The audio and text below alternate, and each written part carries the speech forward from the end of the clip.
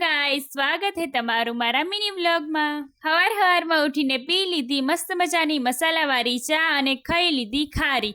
દરરોજ તો ગાંઠિયા ને પાપડી હોય, આજ તો હે ને ખારી હતી ને તો એવું લાગ્યું કે જાણે હે ને 5 સ્ટાર હોટલમાં હું નાસ્તો ના કરતી હોય। વહી તો તમને ખબર જ છે, અબોલ જીવની સેવા કરી અને આ જો પઠ્ઠાને કીધું હું બોલ એટલે પછી મેં એને રોટલી નાખી દીધી। પછી તો ઘરનું નાનું મોટું કામ કર્યું, પછી મેં મારું મિશન 180 ની સ્પીડમાં સંભાળ્યું, કારણ કે હે ને બપોરનું ખાવાનું બનાવીને મારે જવાનું હતું ટમેટી સોરવા માટે। ફટાફટ બપોરનું ખાવાનું બનાવીને હું અને મમ્મી નીકળી પડ્યા ખેતર જવા માટે। પછી મમ્મી કે ફટાફટ પગ ઉપાડ, ફટાફટ પહોંચી જવી ખેતર। પછી મેં તો ફટાફટ પગ ઉપાડ્યા અને અમે પહોંચી ગયા ખેતર આવીને હું અને મમ્મી લાગી ગયા સોરવા। આ જો આટલું બધું તો સોરી નાખ્યું। તો આ જો આ હે અમારી ટમેટી। આ જો ટમેટા તો એટલા લાગ્યા હે ને ના પૂછો વાત, મસ્ત હે હો। એક બાજુ હું અને મમ્મી ટમેટી સોરતા હતા અને બીજી બાજુ મારો ભાઈ ટમેટી પાતો હતો।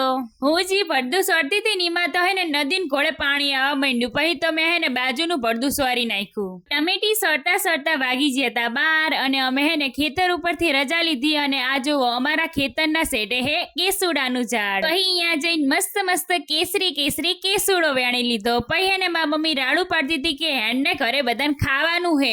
પછી મેં ફટાફટ હે ને કેસુડો વેણી લીધો। બપોરનું મસ્ત મજાનું ખાઈ લીધું અને પછી અમે અમારો રથ લઈને નીકળી પડ્યા વિરમગામ જવા માટે।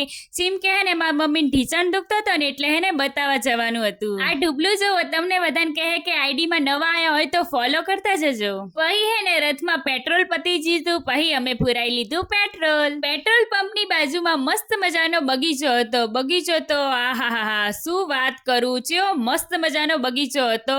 બગીચામાં તો હે ને આ મસ્ત મજાની નારિયેલી હતી। નારિયેલીમાં ઢગલો એક નારિયેલે લાગેલા હતા। મન તો એવું થયું કે લાઈન કહે ને નારિયેલી ઉપર ચડીને ને 2-3 નારિયેલ તોડી આવ। પછી મને એવું થયું કે ના નહીં તોડવા, એકનું 2 થશે એમ કરતા નહીં જવું। બગીચો તો એટલો મસ્ત હતો ને કે એને હે ને છોડવાનું મન જ નતું થતું। પછી તો બગીચાને પરાણે અલવિદા કીધી અને અમે આવી ગયા અમારા રથમાં। રસ્તામાં તો પકોડીએ ખાધી હતી પણ હે ને વિડીયો ઉતારવાનું ભૂલી જઈ હો। આમ આજનો દિવસ થયો પૂરો, કાલે ફરી મળીએ નવા બ્લોગ સાથે, આવજો।